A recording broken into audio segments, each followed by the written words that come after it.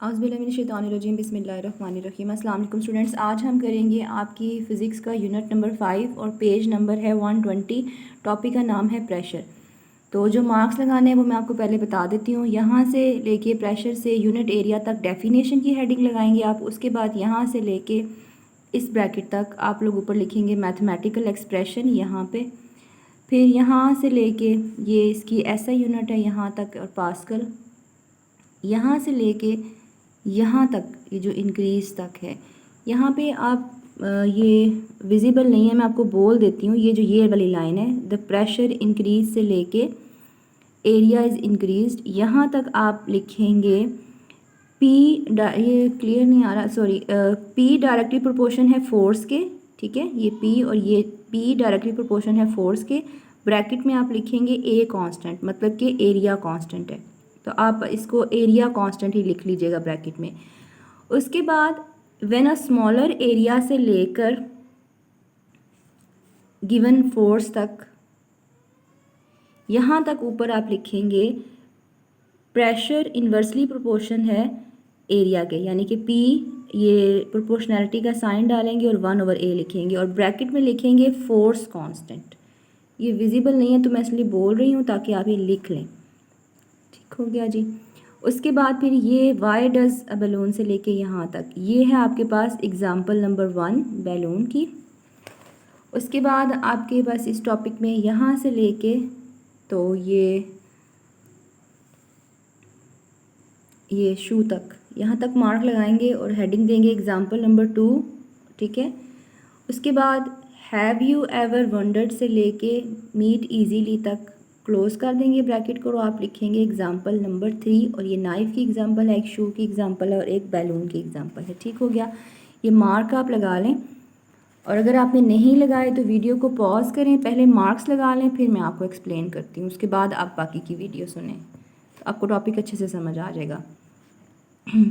हम topic start करते हैं। प्रेशर की डेफिनेशन हमने लिखी है।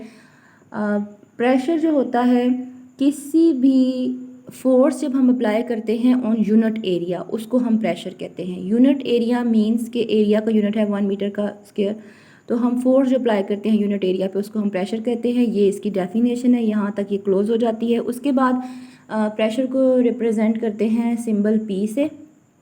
इसका फॉर्मूला होता है P is equals to force divided by A, और जो ऐसा यूनिट है प्रेशर की वो होती है पास्कल। ओके, अब आप इस तरह से पास्कल को डिफ़ाइन करते हैं कि जब हम किसी भी ऑब्जेक्ट के ऊपर 1 न्यूटन की फोर्स लगाते हैं, एरिया 1 मीटर का स्क्वायर होता है, यानी कि 1 मीटर स्क्वायर के एरिया के ऊपर 1 न्यूटन की फोर्स लगे, जब 1 मीटर स्क्वायर एरिया पर 1 न्यूटन की फोर्स लगे तो exerted pressure will B 1 pascal. ये स्टैंडर्ड यूनिट है और ये पास्कल इसकी स्टैंडर्ड यूनिट है। उसके बाद आ जाइए, थोड़ा सा ध्यान दीजिएगा आप इस पे जो मैं आपको समझाने लगी हूँ। आपने अगर यहाँ पे देखा है तो देखिए pressure is equals to F/A, यानी कि प्रेशर और फोर्स आपस में डायरेक्ट रिलेशन है, यानी कि प्रेशर, फोर्स बढ़ेगी तो प्रेशर भी बढ़ेगा। एरिया का प्रेशर के साथ इन्वर्स रिलेशन है, यानी कि जब एरिया बढ़ेगा तो प्रेशर कम हो जाएगा, एरिया जब कम होगा तो प्रेशर बढ़ जाएगा। अब ये जो 2 लाइन है ना, यहाँ पे जो मैंने लिखा है, आपको बताया है कि प्रेशर डायरेक्टली प्रोपोर्शन है फोर्स के, एरिया कांस्टेंट है। तो इस लाइन को ज़रा अंडरस्टैंड करें। ये कह रहे हैं बुक में कि pressure increases when the force on a specific area is increased, यानी कि प्रेशर इंक्रीज़ हो जाता है जब फोर्स इंक्रीज़ कर दें ऑन अ स्पेसिफिक एरिया, मतलब यही है कि एरिया कांस्टेंट है। क्लियर हो गई बात। नेक्स्ट ये कह रहा है इस बुक में, हेडिंग हमने क्या पढ़ी है कि प्रेशर का एरिया के साथ इन्वर्स प्रोपोर्शन, यानी कि अगर एरिया बढ़ जाएगा तो प्रेशर कम हो जाएगा। अब ये देखें इसमें वर्डिंग्स में कैसे लिखना है, और फोर्स कांस्टेंट होगी। When a smaller area is subjected to a given force, ये वाली बात अब आपको इस तरह से समझ नहीं आएगी क्योंकि बुक में लाइन ठीक से नहीं लिखी हुई, तो आपने इसको ऐसे याद करना है। प्रेशर इंक्रीज, ये ऊपर लाइन लिखेंगे, pressure will increase when a smaller area subjected to a given force. ठीक हो गया, यानी कि प्रेशर बढ़ जाएगा अगर हम फोर्स जो है वो कांस्टेंट होगी और एरिया को हम स्मॉलर कर देंगे, डिक्रीज़ कर देंगे। तो आपको ये फर्स्ट वाली लाइन बहुत इजी है बुक से याद करना। यहाँ से लेके जो ये वाली लाइन है इसका मैं आपको मतलब बता देती हूँ, आप चाहें तो इसको कट करके ऊपर लिख लें, और वैसे तो इससे भी समझ आ जाता है कि when pressure will be increase when a smaller area is subjected to a given force. ठीक है ना, यहाँ तक ये लाइन लिख लें। मतलब इसका यही है कि प्रेशर बढ़ जाएगा, एरिया अगर कम कर देंगे, subjected to a given force का मतलब है जब एक कांस्टेंट फोर्स अप्लाई करेंगे। ठीक हो गया, तो ये बुक वाली लाइन मुश्किल है, आप इसको इस तरह से याद कर लें।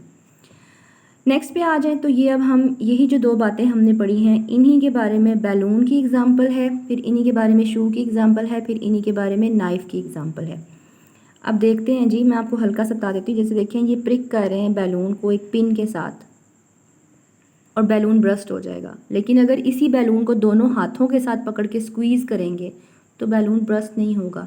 क्या हुआ, इसमें आपके पास जो एरिया है वो कम हो गया।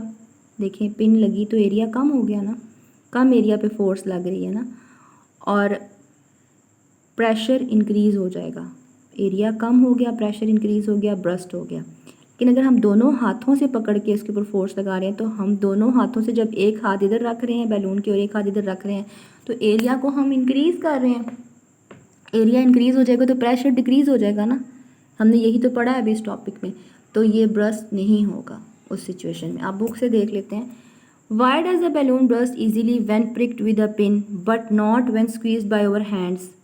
The reason is that force applied to small area of the needle tip creates enough pressure to burst the balloon.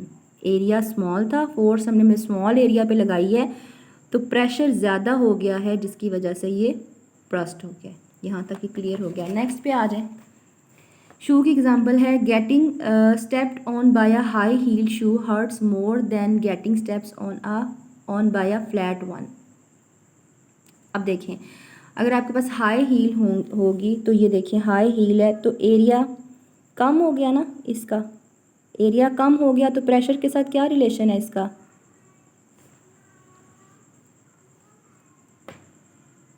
Hurt ज़्यादा करेगा ना than getting stepped on a flat one. तो अब देखें ये एरिया कम हो गया ना इस हील की वजह से जो लग रहा है। एक आपके पास सोल होती है जो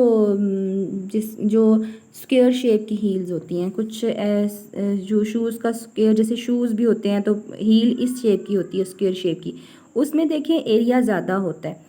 एरिया ज़्यादा होगा तो प्रेशर कम पड़ेगा, तो हमें उस जूते में इतना मसला नहीं होता, चलने में आसानी से चल सकते हैं ना। लेकिन हील्स में चलना प्रॉब्लमेटिक क्यों होता है, क्योंकि ये एरिया कम है और प्रेशर जो है वो ज़्यादा फील होता है, ज़्यादा प्रेशर पड़ता है। तो आपको क्लियर हो गया शू की एग्जांपल। और यहाँ तक हमने पढ़ लिया था।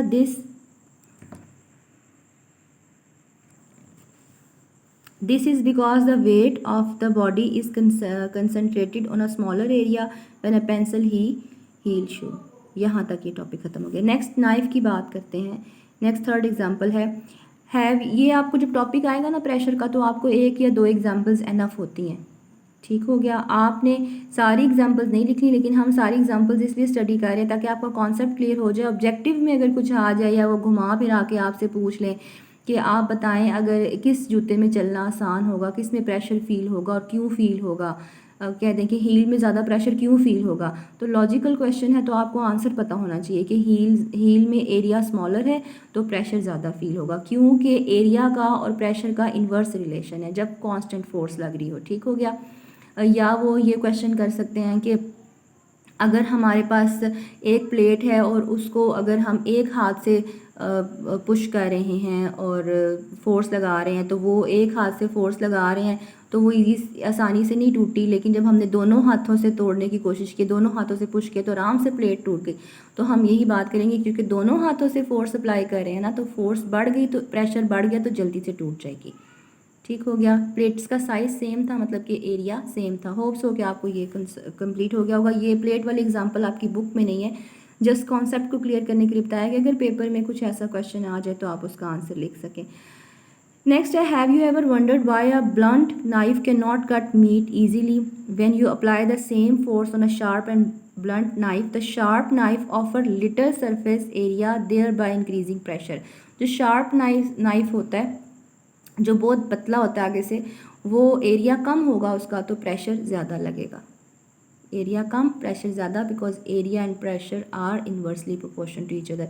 और ब्लंट नाइफ हो जाएगा जब थोड़ा सा उसकी एज इतनी शार्प नहीं रहेगी, थोड़ी सी ब्लंट हो जाएगी, थोड़ी सी स्मूथ हो जाती है उसकी, तो एरिया ज़्यादा हो जाएगा तो प्रेशर कम लगेगा, तो इसलिए वो जल्दी से चीज़ों को कट नहीं कर सकता। तो the sharp knife offer little surface area there by increasing pressure which help to cut meat easily. और यहाँ तक हमारा टॉपिक ख़त्म हो जाता है। Kindly do not forget to subscribe the channel, like the video and share it. Okay, अल्लाह हाफिज़ एंड टेक केयर।